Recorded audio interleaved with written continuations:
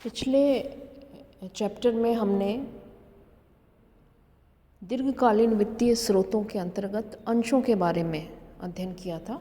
आज के इस व्याख्यान में हम दीर्घकालीन वित्तीय स्रोतों के अंतर्गत ऋण पत्र के बारे में अध्ययन करेंगे।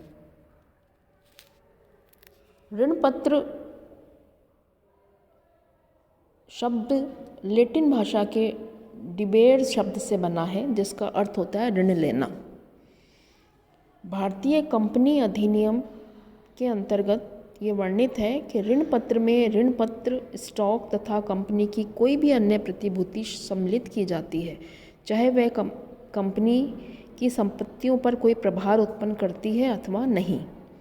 इस परिभाषा से ऋण पत्र का अर्थ स्पष्ट नहीं होता। ऋण पत्र का अर्थ समझने के लिए कुछ परिभाषाएं दी गई हैं, जो इस प्रकार हैं। न्यायाधीश पामर के अनुसार ऋण पत्र ऋण स्वीकार करने का एक प्रमाण पत्र है, जिसे कंपनी की सार्वमुद्रा के अधीन दिया जाता है और एक निश्चित तिथि पर मूल राशि लौटाने का अनुबंध है। इस राशि पर एक निश्चित दर से उस समय तक ब्याज दिया जाता है जब तक कि इस धनराशि का भुगतान न हो जाए। नायडू एवं दत्ता के अनुसार एक ऋण पत्र कंपनी की सर्वमान्य मुद्रा के अधीन निर्गमित एक ऐसा प्रलेख है जो उन सब शर्तों को स्पष्ट करता है जिनके अधीन वे निर्गमित किए गए हैं और उनका शोधन होना है। इस प्रकार से ये ऋण पत्रों की कुछ परिभाषाएं वर्णित की गई हैं, जिससे ऋण पत्र का अर्थ स्पष्ट होता है। इसके बाद हम आते हैं ऋण पत्र की विशेषताओं पर। ऋण पत्र में कुछ विशेषताएं होती हैं जो इस प्रकार है। सबसे पहली, ऋण की लिखित स्वीकृति। ऋण पत्र कंपनी द्वारा लिए गए ऋण की लिखित स्वीकृति है। इसमें ऋण पत्रधारी का नाम तथा उसके द्वारा धारित ऋण पत्रों की संख्या दी होती है। ऋण पत्र उसमें उल्लेखित व्यक्ति को कंपनी का लेनदार होने का प्रमाण पत्र है। दूसरी विशेषता है ऋण की वापसी के बारे में। ऋण पत्र की राशि कंपनी द्वारा एक निश्चित तिथि को वापस करनी अनिवार्य होती है। यदि निश्चित तिथि पर अनुबंध के अनुसार ऋणों की वापसी नहीं की जाती तो ऋण पत्रधारियों को कंपनी के विरुद्ध न्यायालय में कार्यवाही करने का अधिकार होता है। वे कंपनी के अनिवार्य समापन की भी मांग कर सकते हैं। तीसरा है आय पर अधिकार। ऋण पत्रों पर देय ब्याज की दर निश्चित होती है। कंपनी को उस पर निश्चित तिथि की, जो साधारणतः अर्धवार्षिक या वार्षिक होती है, ब्याज का भुगतान करना अनिवार्य होता है, चाहे कंपनी में लाभ हो अथवा नहीं। किसी भी स्थिति में संचालकों को ब्याज का भुगतान रोकने का अधिकार नहीं है। ब्याज का भुगतान न करने पर कंपनी की संपत्तियों को जब्त करके उसका प्रयोग ब्याज चुकाने में किया जा सकता है।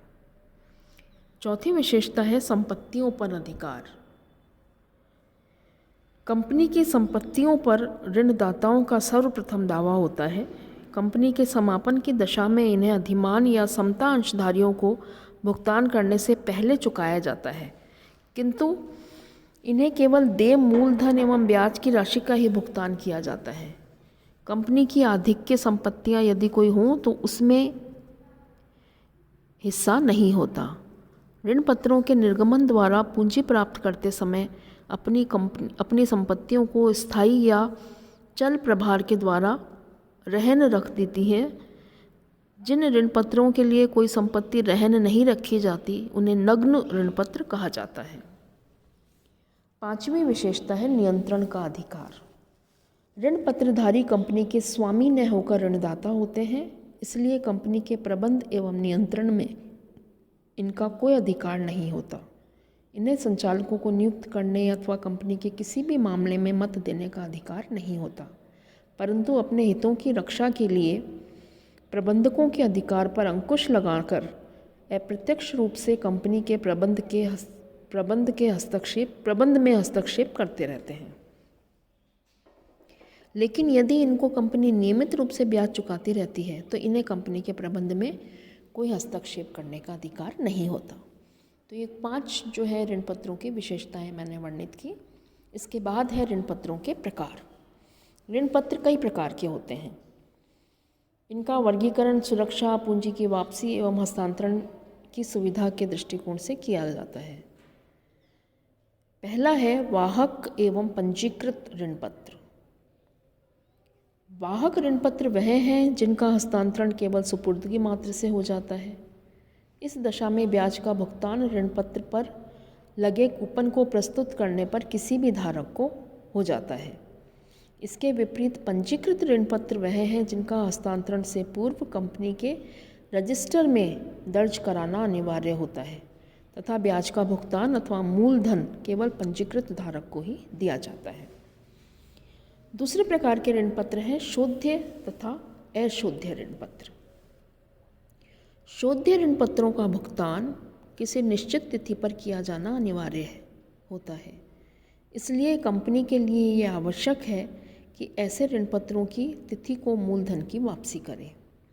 अशोध्य ऋण पत्रों की दशा में कोई भुगतान तिथि नहीं होती तथा इनके धारक मूलधन की वापसी के लिए कंपनी को बाध्य नहीं कर सकते।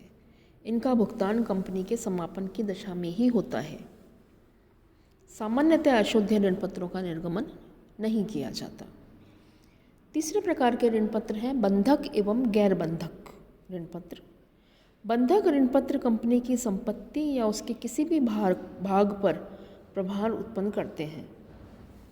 ये प्रभार दो प्रकार का हो सकता है, निश्चित प्रभार जिसके अंतर्गत कंपनी अपनी किसी विशेष स्थिर संपत्ति को बंधक रखती है, और चल प्रभार जो कि कंपनी की किसी विशेष संपत्ति पर न होकर संपूर्ण व्यवसाय पर होता है।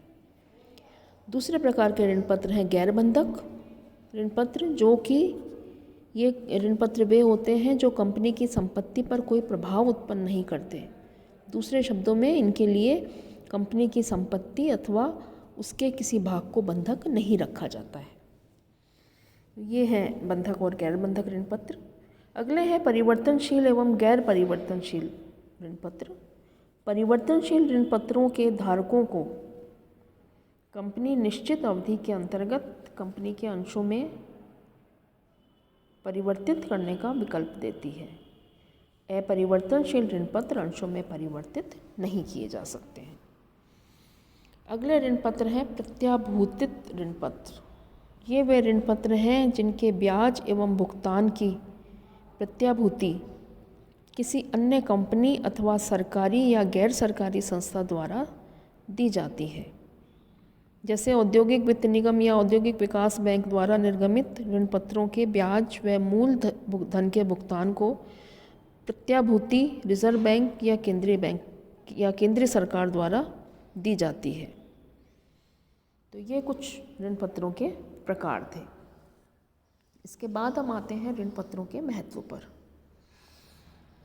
कंपनी वित्त में ऋण पत्रों का एक महत्वपूर्ण स्थान है। प्रबंधक संस्था की विकास एवं विस्तार की वित्तीय आवश्यकताओं की पूर्ति के लिए इस साधन का उपयोग करते हैं, क्योंकि प्रारंभिक अवधि में साधारणतः इनका निर्गमन नहीं किया जाता। बाद में कंपनी की आय बढ़ने पर आंतरिक स्रोतों से इनका शोधन कर दिया जाता है। ऋण पत्रों के महत्व इस प्रकार से हैं। पहला है निश्चित आय चाहने वालों से धन संग्रह। ऋण पत्र द्वारा उन व्यक्तियों से पूंजी प्राप्त की जा सकती है जो नियमित आय सहित विनियोग सुरक्षा चाहते हैं। उन्हें ऋण पत्रों पर निश्चित एवं नियमित आय प्राप्त होती रहती है तथा पूंजी वापसी सुरक्षित रहती है। दूसरा है मितव्ययी साधन। ऋण पत्रों के माध्यम से कंपनी को सस्ती दर पर पूंजी उपलब्ध हो जाती है, क्योंकि ऋण पत्रों पर देय ब्याज की दर अधिमान अंशों पर देने वाले लाभांश से कम होती है। ऋण पत्रों पर देय ब्याज की राशि पर कर योग्य आय की गणना करते समय कंपनी की आय में अन्य व्ययों की भांति इसे घटा दिया जाता है। अगला है समता पर व्यापार का लाभ। पूंजी लागत सस्ती होने के कारण ऋण पत्रों के प्रयोग में समता पर व्यापार की नीति अपनाई जाती है, जिससे समता अंशधारियों की प्रति अंश आय में वृद्धि होती है। अगला है प्रबंध में हस्तक्षेप नहीं। ऋण पत्रधारियों को कंपनी के प्रबंध में भाग लेने का अधिकार नहीं होता। तो ऋण पत्र जारी करने का ये एक फ़ायदा होता है कि ये लोग जो ऋण पत्रधारी होते हैं वो प्रबंध में हस्तक्षेप नहीं करते। यदि उन्हें उनका ब्याज नियमित रूप से मिलता रहता है तो प्रबंध में किसी भी प्रकार का हस्तक्षेप उनका नहीं होता। अगला है मंदी काल में उपयोगी साधन। मंदी काल में कंपनी की लाभार्जन क्षमता कम होती है। उस समय उपभोक्ता वर्ग अंशों में पूंजी लगाना पसंद नहीं करते। ऐसे समय में ऋण पत्र पूंजी एकत्र करने के लिए एक उत्तम साधन है, क्योंकि उन पर निश्चित दर से ब्याज की गारंटी होती है। अगला बिंदु है निश्चित तथा स्थायी आय। ऋण पत्रों पर विनियोगताओं को निश्चित दर से ब्याज मिलता है, चाहे कंपनी लाभ में हो या हानि में हो। तो इस दृष्टि से इनका ये लाभ है कि इनसे एक निश्चित आय विनियोगकर्ता को प्राप्त होती है। साथ ही विनियोग की सुरक्षा इसके अंदर प्राप्त होती है। ऋण पत्रों पर कंपनी की संपत्ति बंधक के रूप में रखी जाती है। साथ ही समापन के समय भी ऋण पत्रधारी कंपनी के सुरक्षित लेनदार होते हैं, इसलिए इनका विनियोग सुरक्षित रहता है। इसके साथ ही निश्चित परिपक्वता अवधि के साथ ही ऋण पत्रों के निर्गमन के साथ अन्य आकर्षण भी लगे रहते हैं, जैसे अंशों में परिवर्तन का अधिकार। इसके अलावा बैंक इन्हें प्रतिभूति के रूप में ऋण देने के लिए भी स्वीकार कर लेते हैं। तो ये कुछ ऋण पत्रों के लाभ या महत्व थे। ऋण पत्रों के कुछ सीमाएं भी हैं, जैसे ये कंपनी के ऊपर स्थायी भार उत्पन्न करते हैं। ऋण पत्रधारियों को ब्याज का भुगतान न करने पर न्यायालय से कंपनी का समापन करवा सकते हैं। ऋण पत्रधारियों को निश्चित दर से ही ब्याज मिलता है, उन्हें अतिरिक्त कोई आय प्राप्त नहीं होती। ऋण पत्रधारी केवल लेनदार हैं और उन्हें मत देने का अधिकार कंपनी के अंतर्गत नहीं होता। तो ये कुछ इसकी सीमाएं भी हैं ऋण पत्र की।